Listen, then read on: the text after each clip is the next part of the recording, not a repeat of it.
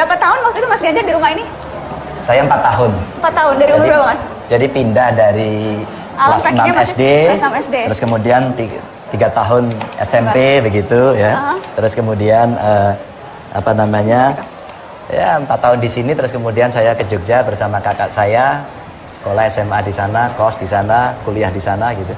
Mas sempat ada cerita Mas Ganjar terusir dari rumah tuh, rumah yang ini apa yang mana? Oh bukan, yang di Tawangmangu. Untuk beli rumah ini. Saya masih ingat tuh rumah ini harganya 2,2 atau 2,4 juta saat itu. Tahun 80 gitu ya. Terusir karena tidak bisa bayar utang waktu itu ayah ibu? Jadi rumahnya sudah dibeli, sudah dibayar, tapi karena belum bisa dapat rumah ini, kami ngontrak dulu. Nah, pada saat kami ngontrak itulah sebenarnya secara kontraknya itu karena pembelinya minta segera dikosongin dong gitu. Tapi pembelinya teman bapak saya yang orang baik juga. Saya ingat kita pernah ngobrol Mas waktu itu, dan Mas Ganjar cerita ada warung tempat di mana selalu ibu Mas Ganjar ngutang, bukunya tebel segini, sampul coklat. Ini warung yang di sini apa gimana? Bukan, itu di Tawangmangu, namanya Mbak Yarni. Mbak Yarni itu punya toko, sehingga kalau bapak gajian terus kita datang ke warung itu, anak-anaknya dibawa. Ibu mau belanja siapa? Kita ikut, karena kita pengen dapat jajan. Kita nanti bawain beras, bawain sayuran. Nah, ibu saya bayar, Mbak. Kami waktu itu tahunya ibu saya belanja bayar, ternyata enggak. Itu bayar hutang yang bulan lalu, ini hutang lagi dicatat baru gitu ya. Itu di situ. Tapi kalau di Kutarjo ini, dari jalan depan rumah sampai ujung itu, dulu kami punya kios bensin sama toko kelontong. Mas Ganjar biasa jaga di sana? Jaga di sana. Saya kalau waktu SMA di Jogja sempat pulangkan bensin, Mbak. Pakai angkot ke pom bensin di sana, terus nungguin nongkrong, kita pakai shift gitu. Kalau inget-inget sekarang, itu berasanya hidup susah, menderita, atau nggak berasa susah waktu itu? Waktu itu baik-baik saja tuh, Mbak. Karena kita berada pada situasi yang diajarkan orang tua saya. Kamu mesti hidup diterima, sederhana, dan sebagainya. Maka sampai situasi seperti ini, alhamdulillah, insya Allah bisa.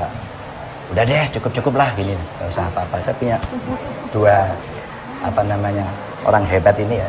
Anak hebat, istri hebat itu semua. Alam, kenapa jadi Mas jatuh atau gimana sih? Keseleo atau gimana? Kalau dari infonya Mas Gibran sih katanya di-tackle Harry Maguire.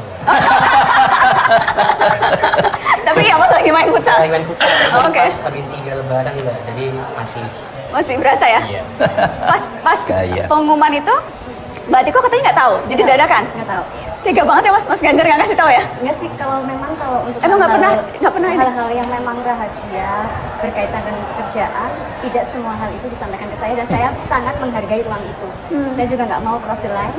Apa yang perlu saya ketahui yaitu saya akan mendengarkan, dan saya juga akan menjaga rahasia itu.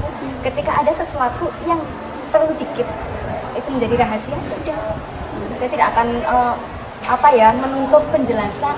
Ini kenapa sih kok ke Jakarta? Semua saya nanya, ada acara apa di Jakarta? Oh, ada acara penting. Oh yaudah. Udah kan ada presiden. Saya nggak akan nanya detail. Udah ada feeling kayaknya nih atau? Enggak Mbak. Enggak. Jadi kebetulan. Tapi taunya dari mana? Belum saya tanya loh, Mbak. Aku tuh sampai sekarang belum nanya. Terus taunya dari mana itu? Taunya jangan-jangan dari TV, enggak kan? Taunya udah. Soalnya kebetulan itu kan saya kebetulan kalau Ramadan, kalau likuran kan memang fokus Mbak. Fokus karena ya semua muslim pasti ingin dapat Lailatul Qadar ya. Jadi saya lebih banyak beribadah saat itu. Nggak terlalu melihat berita atau apa. Tapi ketika habis sholat duhur itu kok tiba-tiba banyak banget WA termasuk dari keluarga. Tetapi ketika kemudian jadi saya akhirnya lihat ketika belum ada statement resmi dari Ibu Mega, saya tidak akan memberi respon ke masyarakat. Tapi begitu ada statement baru saya terima kasih supportnya. Apa yang pertama terlintas di benak Mbak Atiko dan Alam ketika dengar itu? Ya ini amanah, tapi saya percaya karena Mas Ganjar ini kan orangnya fighter sekali. Orangnya sangat sabar dan tabah. Jadi insya Allah ya saya sebagai support system itu bisa menjalankan fungsi sebagai supporter itu dengan baik. Alam gimana Alam? Ya masih awal banget kan ya. Jadi tunggu maka selanjutnya, soalnya kan dari kemarin juga isinya banyak semiotik, jadi ya kita lihat juga semiotik selanjutnya. Gitu. Tapi udah siap? Ya kalau tadi kan ngobrol sama Bapak kan, kalau siap di sini kan saya artikan sebagai misalkan siap hari bakal diserang atau seperti apa kayak gitu ya. Kalau tadi Mbak Nana ngobrol sama Bapak kan bicara soal banyak kader partai. Nah kebetulan ini keluarga juga kader MU Mbak. Jadi beda kader ini, aku beda kader. Jadi udah paham lah ya bagaimana rasanya dibully kalau jadi fans MU tuh udah paham gitu ya. Iya, cuman ya yang paling paham dibully itu Arsenal, tapi alhamdulillah lagi tinggi sekarang. Jadi kita ya kalau MU ya mohon maaf ya. Iya, tapi kan Kalau bicara 3 pertandingan kemarin beda lagi ceritanya. Enggak lama. Oh iya, panjang nanti urusannya panjang. Tapi itu dibully karena aku ingat waktu Mas Ganjar bilang Iya, waktu iya. rame-rame Piala Dunia, serang saya tapi jangan serang keluarga saya. Kalau sekarang udah nggak bisa ngomong gitu rasanya Mas. Kalau Ya, sudah diserang ngomong nggak? Udah harus siap ngomong dong, sama karena dia. pasti akan ikut diserang dong. Tapi sebetulnya ketika Mas Ganjar, terutama kita jadi gubernur ya, kita sudah kayak ada exercise-nya. Setiap ada kebijakan-kebijakan yang mungkin ada pro kontra, kita pasti kena getahnya. Terutama ketika PBDB, alang ketik dari SMP ini PBDB ada zonasi kartu miskin, kartu prestasi, kita itu juga dapat kena getahnya. Jadi saya selalu bilang ke Mas Michael, ke Alam, bahwa kita sebagai istri dan sebagai anaknya Mas Ganjar dapat privilege. Privilege-nya ya macam-macam, suara lebih didengar ya. Tapi di balik privilege itu juga ada responsibility dan risiko. Konsekuensinya pasti ada. Saya selalu bilang ke anak juga seperti itu dari SMP. Dari SMP saja saya juga kasihan karena dia anak tunggal, jadi otomatis tidak ada tempat sharingnya ya. Kalau misalnya anak-anak dua kan yang dibully dua, kayaknya cuma satu. Seberapa sering jadi sasaran tembak selama ini? Kalau selama ini sih mungkin lebih emang pas banyak baru-baru ini itu ya. Yang Tapi ya, yang menarik sih Mbak, dulu tadi juga Bapak sama Nana sempat mention soal itu ya, semen tenggang ya. Itu jadi esai saya waktu SMP sama guru PKN saya itu ditantang suruh bikin esai seperti itu. Jadi ya untuk hal-hal yang sifatnya sensitif kayak ini saya cukup coba bikin rasional lah ya. Dewasa ya Mas? Dewasa. Oh, banget. Alam berapa sekarang Mas? 21. 21. Mbak, Alam ini TK ya, TK ya, Bunda di TP Jepang TK kan. Ini sama saya pernah menjadi single Jadi parent single 2 tahun. Oh ya, 2,5 tahun. 2,5 tahun. Jadi dia ke ITB terus kemudian ke Jepang. Saya sama dia, jadi saya gantiin Popo ngompol kalau jam 10 udah pasti ngompol ya. Dan dia udah terbiasa sendiri. Kalau ditelepon maknya, waktu itu belum bisa model V-call, masih komputer dipasangi kamera, inget gak itu?